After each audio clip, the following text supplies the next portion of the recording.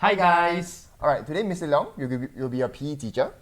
Beep beep. So what's going to happen is, imagine now you're in a class of 40 people and we're going to run a 2.4 race. Okay, so you're going to versus another class of 40 people. Okay. So of course, the fastest class will win. Faster?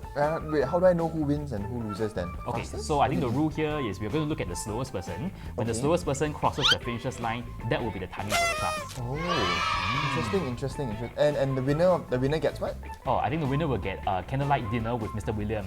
Here. Okay. Well, Mr. Leong, this kind of reminds me about reaction kinetics, right? Yes. Yeah. So I think we're going to link it to the idea of reaction mechanism. Okay. So let's recall again what's a mechanism. The idea over here is that any kind of reaction don't really just happen in just a snap of a finger, right? Nope. The A and the B reactants, usually they don't boom and then suddenly just give you the products. Yeah. They usually occur through a series of steps. We become some other random things first before becoming the product. Yep. So that whole series of steps is what we call a reaction mechanism, right? And for reaction mechanism, we have an example over here. This is going to be a mechanism of 3 steps, and there are a couple of skills that you must pick up. First of which is to come up with the overall equation. So Mr. Tim, can you run us through how do we achieve that? Well, overall equation is not difficult. You just take all your left-hand side reagents, you add them up, and the right-hand side products, you add them up. Okay? So if I do that with you, you would notice the C and the C, they will cancel off because it's both on the left and right-hand side. The E, they will also cancel off, and the D for dog, they will also cancel off. Right? So if I combine everything now, you would see my overall equation just becomes A plus 2B becomes F. Okay, great. Okay, that's it. So that is the method, which I think is quite simple. So that's the first skill you must pick up. How do you come up with the overall equation? Now the next of which, right, is the things that you have cancelled, Mr. Tim. Yeah. They are either called a catalyst or an intermediate. So that's the second job. You need to recognize the things that you cancel. Is it a catalyst or intermediate? Oh. And how do we determine that? So with a table at the bottom, the easy way to take a look is if I have an intermediate, it will generally be generated first before it is used up in a subsequent step. But for a catalyst, it is the other way around. It will be used up first before generated at the end of the reaction, right? So using that, Mr. Tim, can you look at the things that you've cancelled and tell me who is a catalyst and who is an intermediate? Sure. Okay, so you can see for C, right, species C, is being generated first, then later consumed. So clearly it's an intermediate. Same thing for E, generated first, then later consumed. So intermediate, right? So your intermediates here are basically C and E, right? And go on, Mr. Leong, help me out. So how about a catalyst? So a catalyst is somebody that is being used up first. So in this case, who is being used up first? Well, I see that D is being used up first, then regenerated later. That's right. So D is going to be your catalyst. Okay, great. So if you take a look at this particular table over there, you can actually see the difference between them. So one of the things that's important on the last point over here is that intermediates generally don't appear in the overall equation. No. Yes, but catalysts, it does. And how does it manifest itself in the equation? You normally write the catalyst above the arrow of the overall equation. So Mr. Tim, can you help me to add that in? Sure. Okay, so that's skill number 2, right? Recognizing who's an intermediate and who's a catalyst. Okay, so the third skill that's important over here is, turns out we are able to relate the rate equation to the mechanism. Okay, so that's a very important skill that you must pick up. So we have it on the top left-hand corner of our screen. Okay, that's the most important statement.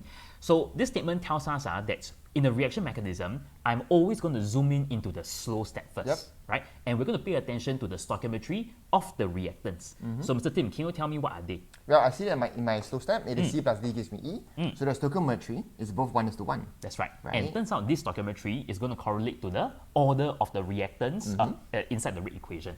Okay. So I can write my rate equation for you right now. And it should be quite simple. So it's rate constant multiplied by the concentration of C raised to the power of the stoichio ratio, which is 1. And I can do the same thing for D, which is also 1. Okay? That's right. Now, there's a problem with this rate equation. There is, Yes, because in the table at the bottom over here, there's this very important idea that intermediates can never appear in the overall rate equation, right? So therefore, what I have to do over here is I need to think of a way to get rid of an intermediate here. When I look at the rate equation that Mr. Tim wrote, there is a C, which is going to be the intermediate, right? So we need to get rid of it. And how do we do that? So it turns out we always have to use the preceding step from the slow step. So slow step is the second step. I need to pay attention to step 1 instead. Now step 1 is actually a reversible reaction. So actually, you haven't really learned this yet, but the whole idea is in equilibrium, you can always write this thing called a equilibrium constant. Equilibrium constant is always given by products divided by reactants. Okay, the concentration of products divided by concentration of reactants. So Mr. Tim, can you help me to write that out? Yep. So it's going to be C over concentration of A times concentration of B. That's right. And normally you have to raise the order, right, the power, using the stoichiometry. Yep. Okay. Now, my objective is to get rid of C. So probably I will use the Kc at the top so that I can make C the subject of the formula. Okay, so can you help me to do that? Yep.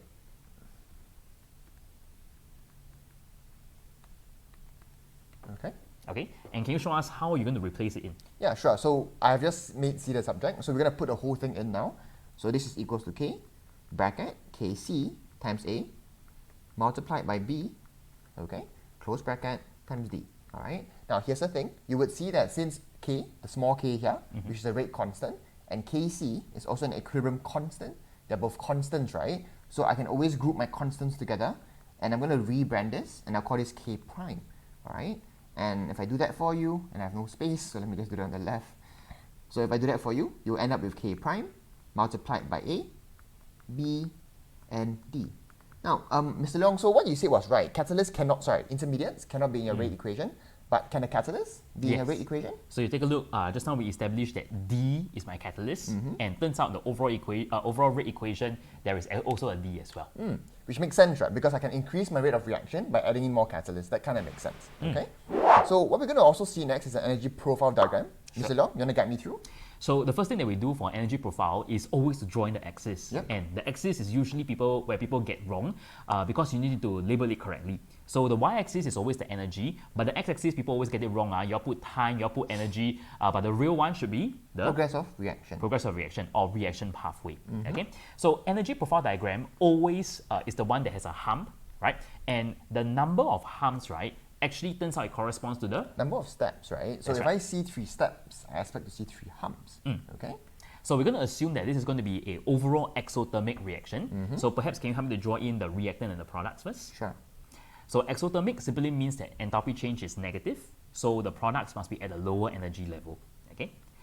So remember to label in all your species. So Mr. Tim, I think there's something missing over here in your species labeling. Yeah, because we know that a catalyst is always there, right? At the start and at the end. So by right, I should also have a catalyst here. So I'm going to write here D plus D and also plus D at the end, right? That's right. We also noticed just now that there is going to be 3 humps because to correspond to the 3 steps, right? Wait, but how do I know which hump is the biggest? Okay, so that talks about the idea of activation energy, yes, right? And how do I know who has the highest activation energy? So the slowest step should have the highest EA, okay? Which is the second step. So I'm going to do the first step first, not very high EA. Second step is going to be the highest, and third step not so high, all right? Okay. So one of the things that's important for you to do is to label in the activation energy. So activation energy labeling must always be from the previous step energy level to the maximum point of your hump. Okay, so Mr. Tim is drawing for me all the 3 activation energies.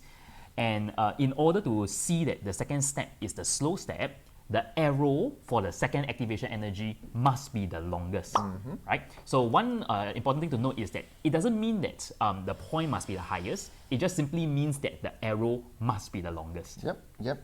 All right, so Mr. Long, we're not quite done because I can see all my my intermediates, all the species are still missing, right? Yep. So let's put them in. Okay. So if I take a look at the first step, you're only involving 1A and 1B molecule, which turns out to be C. So in the first minimum point over here, you're going to label in the intermediates. So C is going to get produced. But you notice that the starting point, you have 1A and 2 Bs. But you only use up 1B. So which means that you're left with 1 more B, and that's where you have to place it in as an excess reactant. Not forgetting that D has not participated in the reaction, so the D must also be present there. Okay? So, how about this? For the second step, maybe pause the video for 5 seconds, go on and write down the intermediates that is present in the second step, which is the second minimum point. Okay, once you're ready, you can continue the video. So, Mr. Tim, can you run us through how do we get the second intermediates? Sure, you can see that in the second step, C plus D will give you E. So 1C, 1D gives me an E. So I'm just going to write here E, right? And again, we didn't use the B at all, so B still remains in excess. I will bring the B over, and it comes here. Okay? And last but not least, take it away. So the last step only uses one E and one B, as you can see from reaction mechanism, and it straight away turns back into D and F. Perfect. And that's where you see the final point, at the lowest point, your products contains an F and a D, right? The D is a catalyst, it is regenerated at the end of a reaction. Lovely, very good. One last thing to note, I think we have not labeled in the overall enthalpy change. Yeah, of course. So the overall enthalpy change is exothermic. So from reactants, point down to the products, delta H is less than 0. Okay, that's it. Okay, so Mr. Leong, elementary reactions are quite elementary.